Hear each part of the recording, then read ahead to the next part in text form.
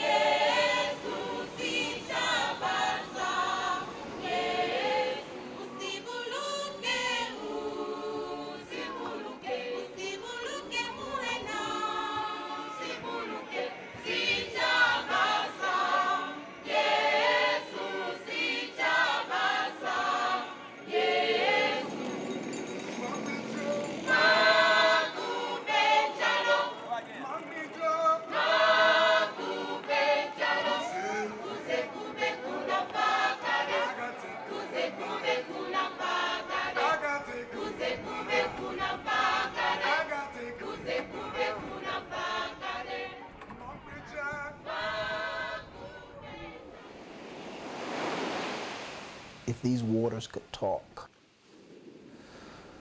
what a story they would tell. The thousands of slaves that left these shores, or those shores, but never made it across.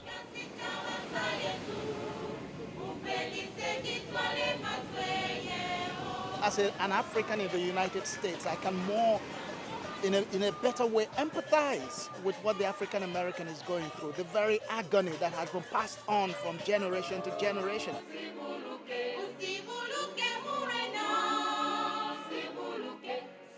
For the first time, I was made aware that Africans actually sold Africans.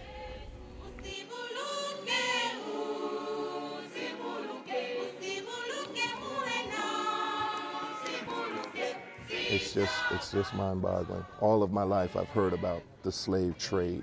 I never knew that Africans played a part in the slave trade until just recently. I mean, it seemed as though that portion of the picture was left out.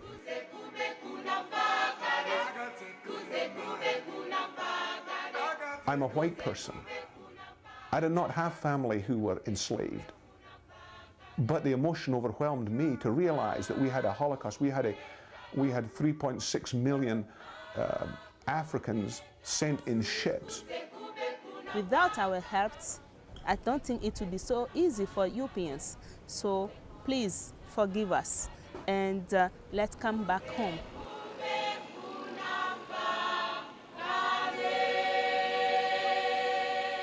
Home is the small West African country of Benin. 400 years ago, Benin was known as Dahomey. Its boundaries were broader and its influence reached all over West Africa. The seat of its power was in Abomey. The Asante Kingdom and Dahomey were the 2 major territories that, even though they traded other items, commodities and so forth, they were more based on the slave trade, particularly in the 18th century and early 19th century, than any other West African territories.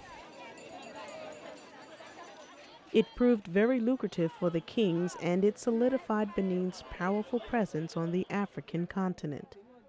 From the 15th to the 19th centuries, Benin was known as the slave capital of the world. That was, first of all, for much of its time, and particularly in the 18th century, a tributary state to another area called Oyo. But it largely had its own control over the slave trade with its, from I think 1727, its operations in the port city of Ouida. And this became one of the, I hate to say best organized, but let's say most efficient slave trading operations of all. What is unusual about this whole episode is probably, one, the actual enormity of it. The fact that here we're talking about millions of people within a circumscribed period of time, several centuries. Secondly, we could probably also focus on the extreme brutality and dehumanization. They brought their voodoo belief system into the business. They designed the slave operation to not only break down the captured Africans physically, but also spiritually. And thirdly, I like to think about how indeed this sort of slave trade engendered a lot of ideas which we've come to know as modern racial ideas. It's not that racial ideas began with the slave trade, but whatever ideas did exist, the slave trade accelerated these ideas, emphasized them. These truths led President Matthew Carriacou to a noble desire: reveal the entire truth about Benin's role in the slave trade and then seek forgiveness from the African diaspora. In December of 1999, Carriacou convened a reconciliation conference and invited the slave trading nations, European and African, to join him. They did. Let me, once again before you, say on behalf of our people how sorry we are for the misdeeds of the past. I'll let someone else ask forgiveness on behalf of the Black Africans and others. But as far as the ancestors of white America and white Europe, I ask on their behalf to the ancestors of Black America, being grieved, the total and divine forgiveness which I ask of today, once and for all. How do I, as a white European, begin to speak on behalf of the tens of millions who have perpetrated the slave trade? The only way the participants could begin to understand the brevity of this apology was to walk the road their ancestors walked. Their quest for the truth led them down the slave route in Ouida.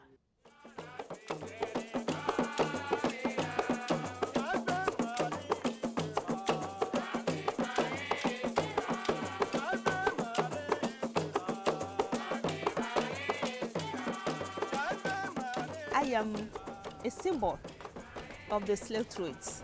Why? I am descendant of a slave master called Don Francisco Felix de Souza. He was sent to Dahomey as the commandant of the Portuguese fort in Ouida. So he will stay in Dahomey for 61 years. He will become the viceroy of Ouida.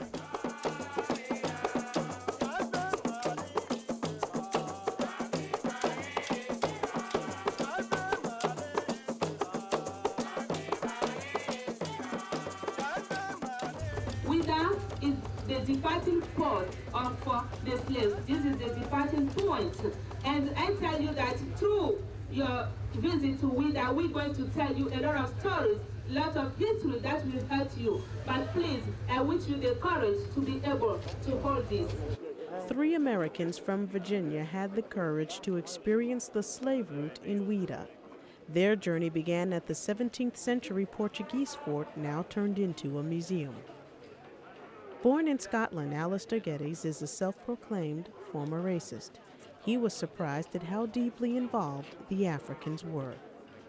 I think what was amazing to learn was the fact that in Africa itself, in Benin, there was equal hunger on the part of the African to profit from the slavery. And here, the relationship between the African and the Portuguese took place at this fort, and there was obviously a concerted effort between the two. It wasn't just a European effort, but it was also an African effort. The fort was the starting point for the captured Africans. They were kept in the fort for months, waiting for the Europeans to come. We cannot talk about the slave trade without talking about the kings of Abomey. Actually, they were the one that facilitates the slave trades. They were the one who will send their army to fight villages.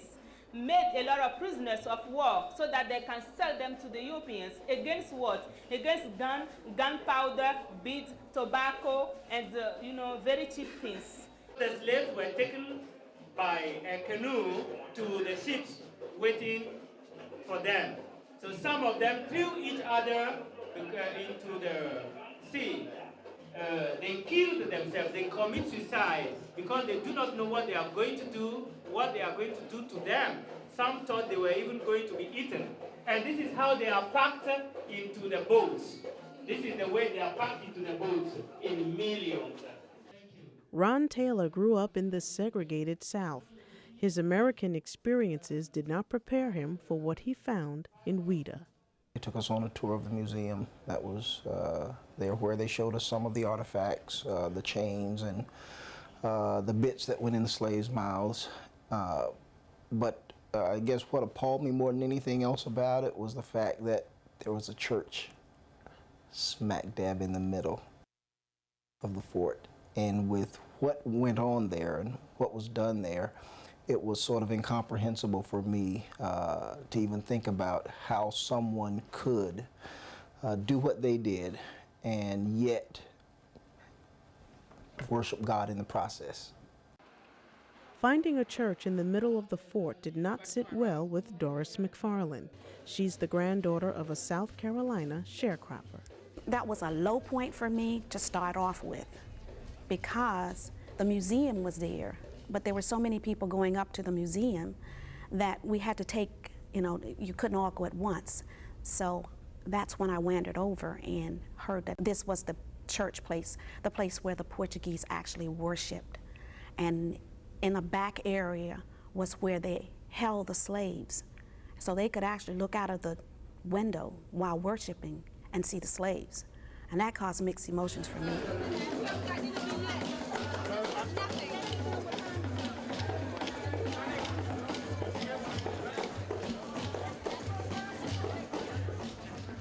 Here was the yard where the slaves were kept. Not everyone was allowed to do any kind of activity at that time. So when you go to the court, you see some activities like weaving.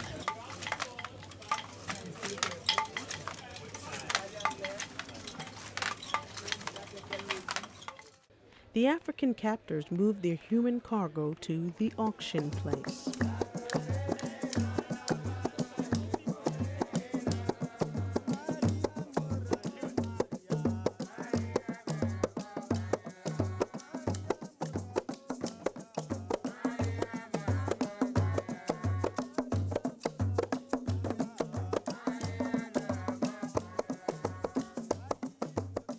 Under a similar tree in this square, they were set up on blocks and inspected like cattle. We are now at the slave marketplace, La Place aux Enchères. And the auction place had 3 trees. There was the tree of bidding, there was the tree of forgetfulness, and there was the tree of return. And at the tree of bidding, they would take the slaves and auction them and trade them. It was not a big market, but there was a stage was put here to display the slaves, where they were bartered on auction for valueless goods, as well as canoes, spirits, gunpowders, etc. From the tree of bidding, they would go to the tree of forgetfulness, where the slave was then walking around. The male slaves would walk 9 times around the tree. The female slaves would walk 7 times around this tree. And the idea was that they would forget Benin or the country they were living in. They would forget it, never to think about it again. It was sort of like being on sacred ground for me, just to realize that I was in a location where this actually took place. I was standing in spots where 100 years ago or whatever, that people actually stood and they went through this, and I'm standing here as a free man, but they're standing there as captured humans about to be sold. And so it was a sombering experience, very much so. From here we go on to the slave route. After the transactions were completed, the Africans were forced to walk to the hut of Zamai. It means the place of darkness. It was designed to prepare the Africans for the holds in the ships. Here is where the captured Africans had their human dignity systematically stripped away. Slaves' stay in this place was to prepare them for the life of promiscuity and obscurity in the holds of the slave ships. All of the smells, all of the cries of these people, and they can't even see a person to embrace them and say it's okay or whatever. You're all there together in darkness. So for a few moments, I just kind of closed my eyes and tried to envision what they were feeling. And that's hard, but I guess somehow or the other I wanted to enter into it, and this was my way of closing my eyes and trying to just imagine what they were feeling. There were people around who were making groans or muffled sounds. I think we all were going through our private pain, and we just weren't willing at that time to try to share it with anybody. We just had to go through it for ourselves. We have different kinds of heads. The small heads represent people from the north. They were in a little number deported. And we have two big heads, which shows the presence of the Yorubas. The Yorubas also were greatly deported. The Yorubas are from Nigeria, and so many wars were waged against Nigeria to capture slaves. It had to be a horrible experience to be put in total darkness, never see light, simply to try to break your will, break your spirit, just to break a man's will so that he won't escape, he won't run away. He'll become so disorientated that he'll do whatever you say. It's the lowest treatment that anyone could ever receive, and that's why it made me so angry. Then up there you see a scale, which means it was unlawful, that practice, but one day justice will come. One day justice will come. Another very important thing about Zomai is that this is the place of the stamping. So they put iron into fire, and when it is red, then they mark. They press it on the back of the slaves. That was the stamping. To be kept here right from their arrival at Zuboji, and were allowed to get out of the hut, only to be taken to the tree of their return. That total sequestration was meant to make the slaves completely lose their sense of orientation and deter them from all attempt to run away or rebel.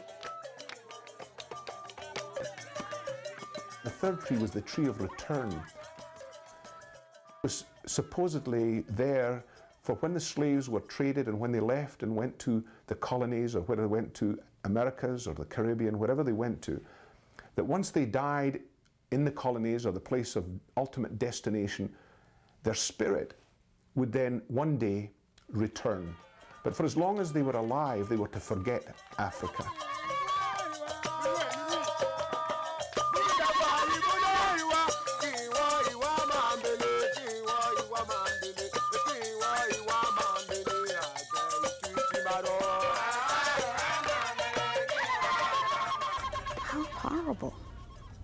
That they had to forget everything.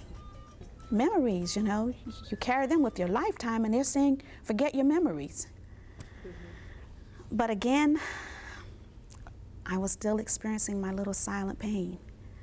I didn't know how to react. I didn't know whether to cry for them. I didn't know whether to just go away and stand by myself. I didn't know what to do. Among them, there were rebels, and that is how the rebels were treated. Didn't really know who to be angry at, whether the Europeans or the Africans who betrayed their own people. I was seething. I didn't even want to be bothered at that point. I didn't want anyone to talk to me. As a matter of fact, I remember going off to myself because I didn't want to talk to anybody. I just wanted to deal with what I was feeling at that time, and that was very emotional for me. Yeah. But it got worse. The whole thing of walking down a dusty path brings memories. thoughts that were coming to me of people being herded. This was not a beautiful paved highway. This was probably very much like it was 200, 300, 400 years ago at the height of slavery. I think what was most overwhelming in a sense as I walked down that road towards the burial site was the thought that we weren't talking 100 people. We weren't talking 1,000 people. We were not talking 100,000 people. We were not talking 1 million people. We were talking about multi-millions of people walking down this road,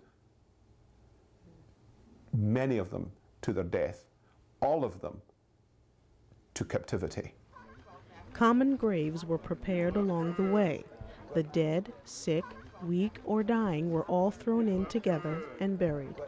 Lines of bound Africans could only watch and endure the cries as they followed their captors to the Atlantic Ocean. This is a place of Holocaust. Hundreds of our ancestors are buried beneath our feet. I felt like crying, but I couldn't cry. I felt like screaming, but I couldn't scream.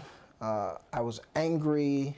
I was hurting just to think that captured slaves or captured Africans who may have been sick, who may have become injured because of their capture or just died of natural causes were all just thrown in this massive grave, some still alive. And just to imagine something like that happening, I was enraged at that point. These were emotions that I had never felt before in the light of this situation, and never thought it would touch me like this. At the common grave, candles were lit in memory of the dead. Here is where the participants paid their respects and wrestled with the painful truth of what transpired. And there was a prayer given right there among the African Americans and the Europeans and the Africans.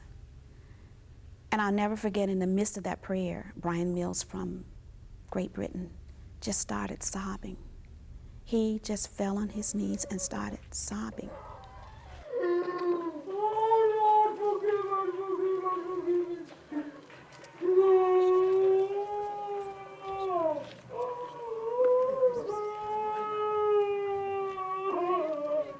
I think it caused a chain reaction with many people, but definitely with me. And I found myself sobbing too, because here was the sight of people who died, forgetting that they had a life, bound and gagged, many of them probably thrown in with people that were dead already to die. I remember Brian Mills giving me a couple of beads that were used to beat the people with, and he said, "Doris, this will never happen again."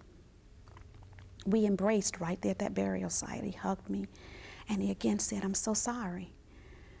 And I accepted that.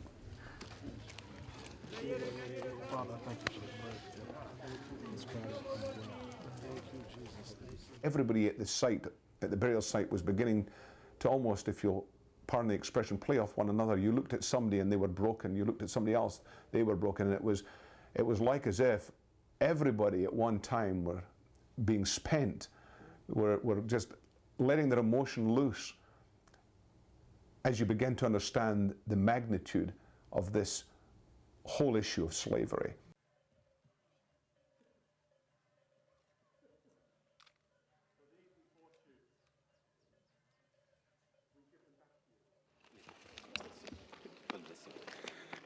God bless you. God bless you. God bless you. Don't worry.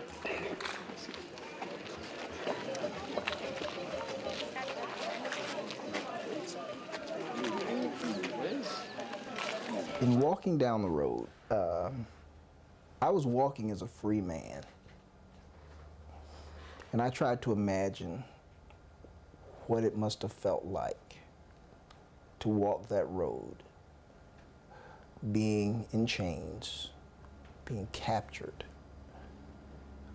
losing the freedom that you had, perhaps even at that point, being separated from your family, being taken to a place, not knowing what's going on, perhaps. Walking to the beach there, to the Atlantic Ocean, perhaps seeing a ship, the fear, the uncertainty about what's going to happen, perhaps even the sense of knowing that you're leaving your homeland, you're losing your family, all in one fell swoop, never to recapture any of that again. And the terrible pain that must have been felt by the men and women who went through that. I know for them it had to be 1,000 times what I felt, because it was actually happening to them and they were experiencing it. Cut. The last leg of the participants' journey was the shore of the Atlantic Ocean. For the captured Africans, it was only the beginning of the untold horrors of slavery in the Americas. The gate of no return stands where a small hut once stood. The Africans passed through it and onto the waiting ships. You saw the first side, which was towards the town. And you see the men, how they were chained, the way they were ill-treated. You see the iron statue, still men chained, to symbolize the slavery, the greatest deportation that had ever taken place. And on your right, a hand was up, which symbolized the abolition of slavery. At this side, facing the sea, you can still see those people looking towards the unknown destination. Their facial expression already showed that they were really made for hardships. Then you see two statues, left and right. They are the ghosts. We call them Egun, because we believe in reincarnation, because we believe in the survival of the soul.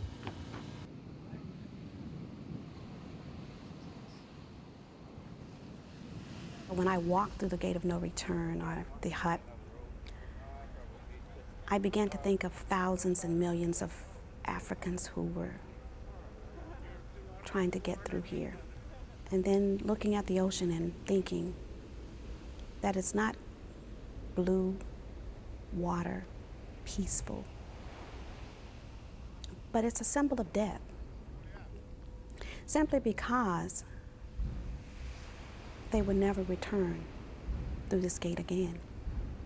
At some point, it seemed very bloody.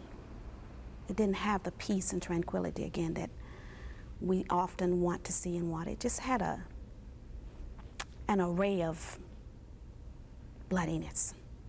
I just couldn't shake that. As I went down around the gate of no return, down to the beach, and we gathered on the beach, wow, that was moving. I saw people walking out into the ocean with their shoes on, with their long pants on, standing there with their hands in the air, looking out to the ocean and saying, my ancestors, people that my ancestors had sent off in ships, had gone out here by the millions. When you think of the magnitude of this Holocaust, that's what's overwhelming. It's reminiscent of the Nazi Holocaust of this century.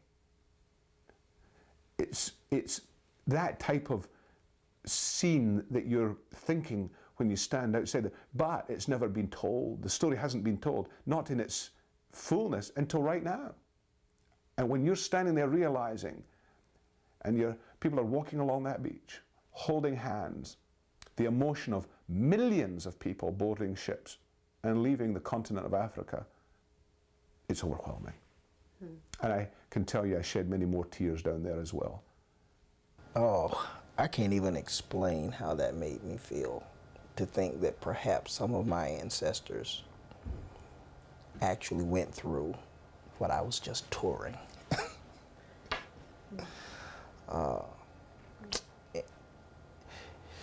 It created a sense of sadness, mourning, even a sense of loss.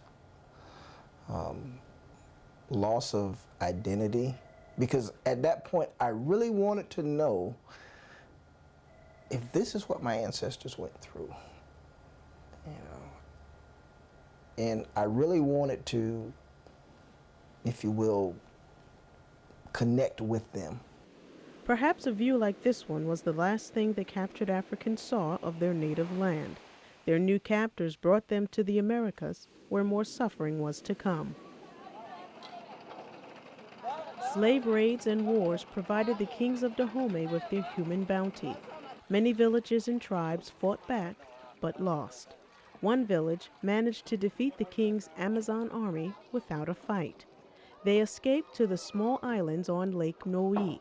Crossing water was taboo for the king's army, and this ensured the freedom of the villagers. It also cut them off from the rest of the world. Eventually, Western influence reached this remote city of Gonvier. It's also known as the Venice of Africa.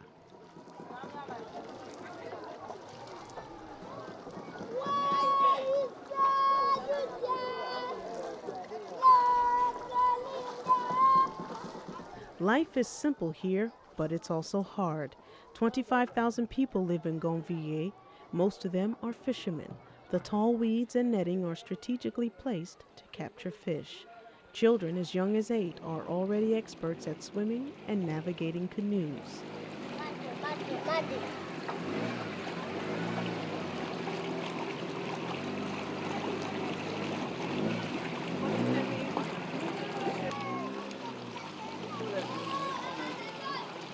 For over 220 years, life for Gonvier has remained the same.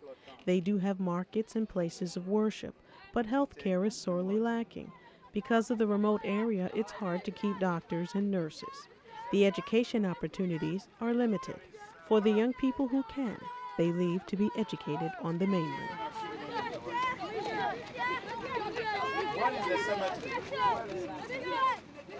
There are a few hotels within the city that cater to tourists.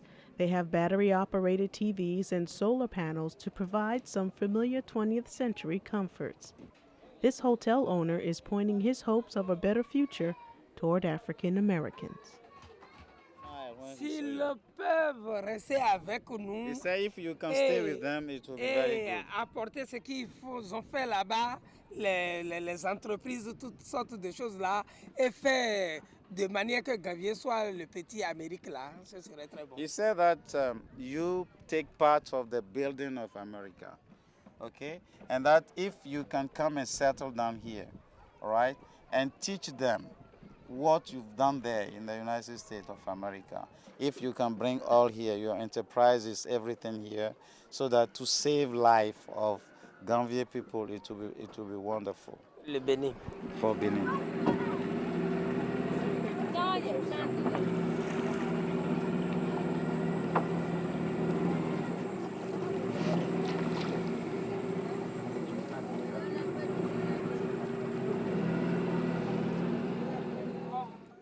After walking the slave route, the 3 Americans had a deeper understanding of why President Carriacou wanted this pardon. When I crossed the threshold of Africa, I had a global perspective of really what slavery and inhumanity is all about. I can never be the same person. I can never be the same person again. Before going there, my sentiment was, I have not lost anything in Africa. I have no desire to go there. because I don't have any relatives there. I've lost nothing there. But now at this point, I feel like I have. I feel that part of me is lost in Africa. It wasn't only African American emotions, but it was European emotions. I think that's what struck me more than anything else, was that this, if you'll pardon the expression, this was not a black thing only, nor was it a white thing only.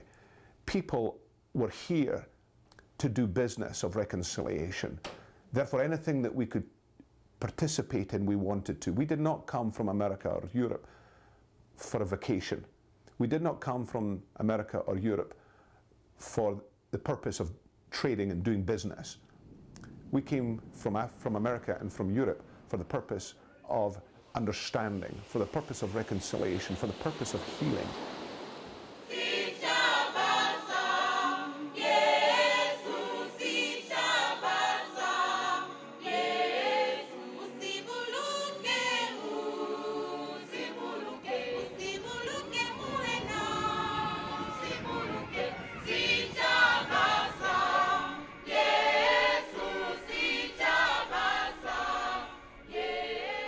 The Reconciliation Conference attracted international leaders from the United States and Europe. They offered their own confession. As a show of support, the city of Liverpool gave President Kerikou a reconciliation statue, along with a written acknowledgement of their role in slavery. One was a declaration agreed unanimously by all 99 members of the City Council, but as their last formal act of this millennium, they wished to place on record their shame and their remorse for what their forebears did in Liverpool in perpetrating the slave trade. Many of the slave ships came from Liverpool as part of the notorious Triangle of Infamy, and they sailed from Liverpool to West Africa and then on to America, to the Caribbean, and then back to Liverpool. And vast sums of money passed hands. We have a black community in Liverpool, just as there is a huge black diaspora in the United States of America. And as one young woman said to me some years ago after a riot in the city, we came here 200 years ago and since then we've just moved half a mile up the road. I mean, no one had recognized a massive social injustice which the black community has faced in cities like my own. So building on reconciliation, there then has to be renewal and a determination to change, to reform. And if I can use another R word, that leads to release. And at the moment, our relationships, I think, are just caught up in this drama that preceded us. But the hatreds, the bitterness, we've become prisoners of our history. And somehow we've got to escape from that and move forward. And I think that means going through the whole of this process. But first of all, not trying to pretend it didn't happen.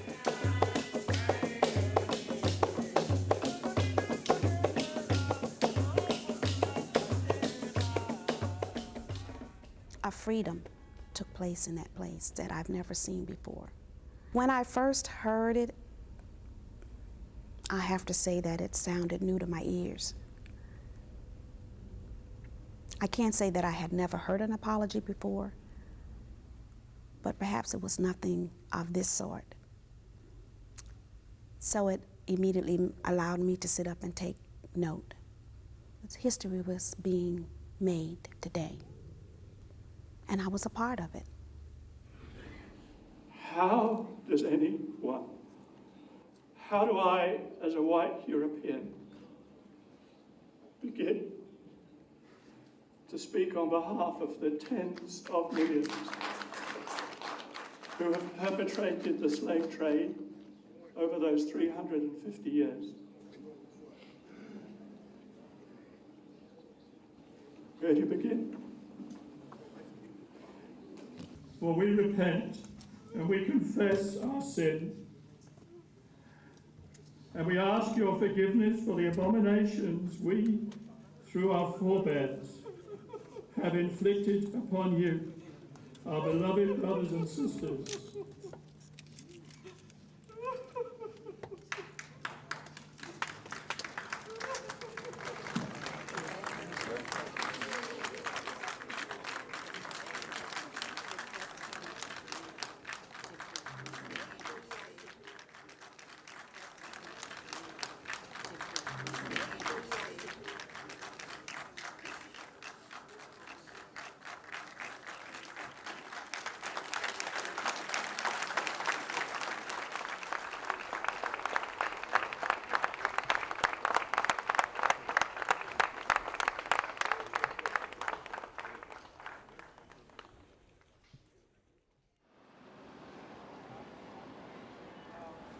I can't pass a law. I don't have the authority without my colleagues in the Congress to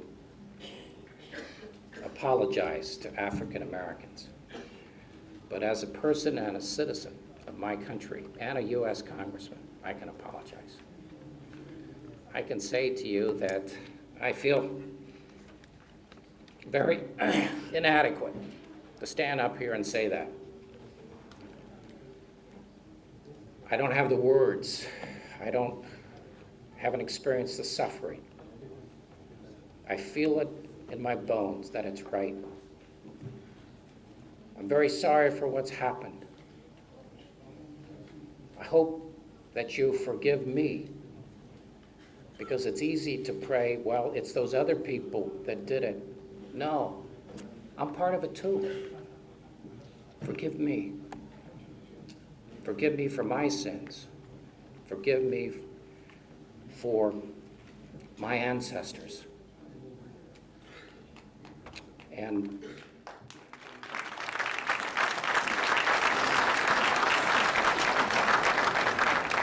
this is just a start. It's not the end. It's the beginning. And maybe God, hopefully God, will take this conference, take these apologies, and start to heal, start to close this wound that's there. Amen. When I heard everybody speak up there who spoke on the apology, everybody who was in that conference was genuine. You could not fabricate this conference. You can fabricate words, but you can't fabricate motion. I find it very difficult to turn on emotions without something touching me. Everybody who stood up there, the president, even the president of Ghana, Rollins, Michael Fenton Jones, a business person from England, as well as the member of parliament from Liverpool, everybody who stood up there and talked and confessed and spoke about their apology were absolutely genuine. But as far as the ancestors of white America and white Europe, I ask on their behalf to the ancestors of black America, being grieved, the total and divine forgiveness which I ask of today, once and for all. Amen. It had become personal because I had experienced those feelings, and I had thought about my ancestors perhaps going through that. And so now for me, it just wasn't a general thing that slavery was wrong and that, yes, an apology needs to come forward for participation in slavery and the slave trade. But now it became a personal thing where I am owed an apology. Before, yeah, you apologize and that was cool with me, but I really had no knowledge of what you were supposed to be apologizing for. So now let's make it specific. Let me once again before you say on behalf of our people how sorry we are for the misdeeds of the past. If there wasn't an apology, especially from the President of Benin, we would still be thinking that it was only a white problem. And I think this brought it into a completely new context. That doesn't absolve the Europeans or the white people of their part of this terrible crime, but it certainly, in some way, maybe evens a playing field to give us the true story and the true history of it.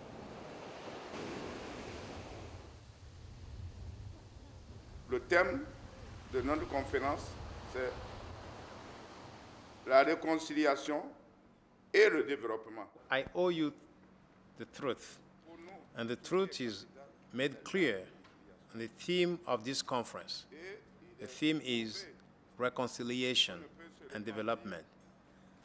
The word development does not appear in the theme because I'm from a poor country. It does not appear in the theme because of what I've gone through in my life. It does not appear in the theme because we want money. I think what is very, very important for me at this conference is reconciliation.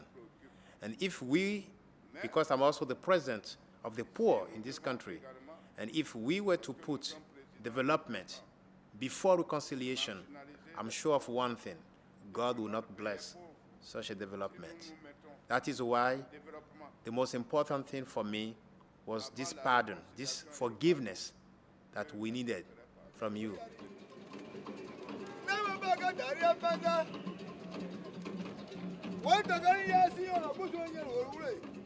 The kings of Benin arrived in quiet dignity. They added their support to President Carriacou and offered a more personal symbol of forgiveness and peace to the African Americans.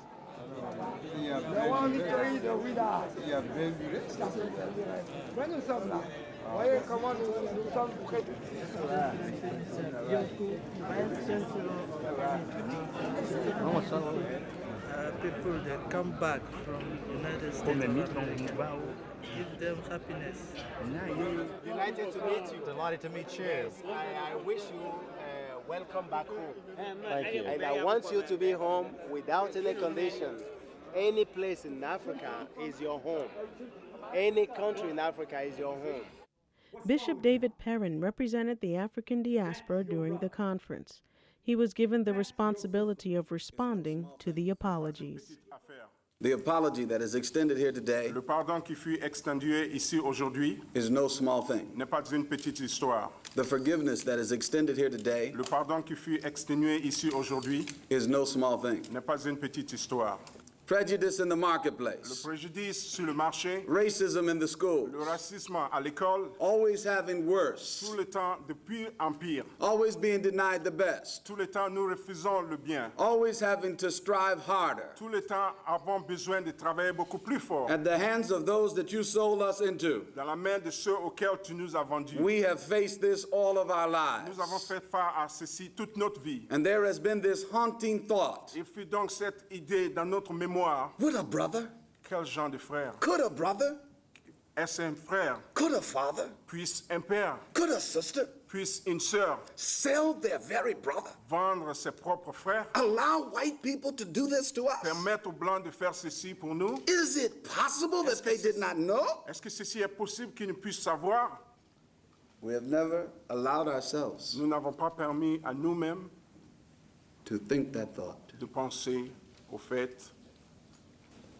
It is by His grace C'est par sa grâce and it is by His power et par son pouvoir that we are able to reach out to our African que nous brothers sommes en mesure d'arriver avec nos frères and to our African sisters et de tenir les mains de nos sœurs and to africaines. say to you Et pour vous dire, that because of the love of God parce qu'à cause de l'amour de Dieu and the faith that we have in et Christ, la foi que nous avons en Christ, we forgive it all. nous pardonnons tout.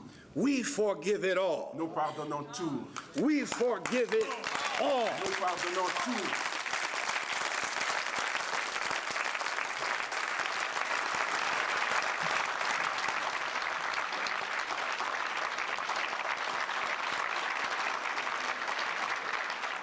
You know, I think that apologies save lives.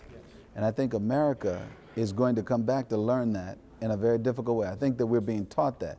You know, we've not apologized for slavery, not apologized for the Indian situation. Now, a lot of the anger that is flaring up in our schools, where our children are killing each other, has simply to do with the fact that a basic principle, the ability for one person to say to another, I may have done something to you.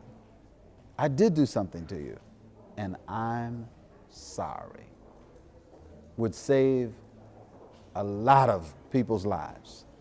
And that's a lesson that we're coming to have to learn now. It has changed me significantly in that my perspective of things is totally different. I really can't say that I had a desire to go to Africa, but I'm so thankful that I went.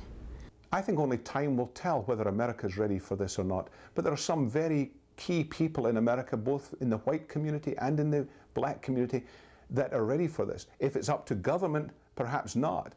Because as you know, Congressman Hall put forth an initiative in 1997 that was rejected by government, but we don't have to be involved. This is not a government initiative. This is a relationship initiative. And I, for one, I'm ready. I want to be reconciled. I'm here, you're here, because our ancestors were the strong ones who survived. And if they survived that, that means to me that their strength is in me. Now, I have a responsibility to keep this legacy going and to somehow, some way, even though I don't know to whom, but let my ancestors know they didn't survive in vain.